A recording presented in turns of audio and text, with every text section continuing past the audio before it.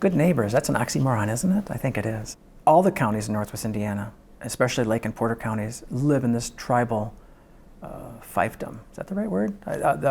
Of parochial little communities.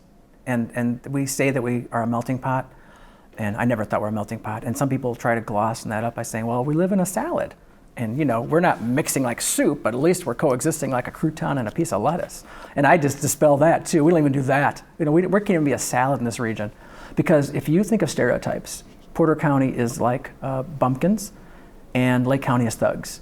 And that's how we still quantify things pretty much to this day, although it's going back decades with that characterization.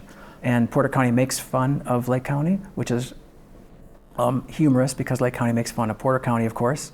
And they think that thugs only exist in Lake County until the Portage mayor got indicted last month for possible corruption charges. And he's a Republican, so, whoa, wait, you're shaking things up in the region. You can't have a Republican from Porter County being indicted. Just Democrats from Lake County should be indicted. So yeah, I still think we want to exist, but we can't. And that's why we have so many communities. We don't have a hub. Gary is supposed to be the hub, and it's not really anymore because it's Gary. So we lost our hub, we lost our identity. So we have all these little cooks in the kitchen who think they are the chef, and they're just sous chefs or whatever the word would be, yeah. So no, things should change. We should get along better. We should not be that soup or salad bowl characterization. We should play nicer in the sandbox of Northwest Indiana and the dunes together, and we don't do that well enough. And it's usually by greed and fear and prejudice and those components of human nature that we can't really control as well as we'd like to think we can. So it can definitely get better.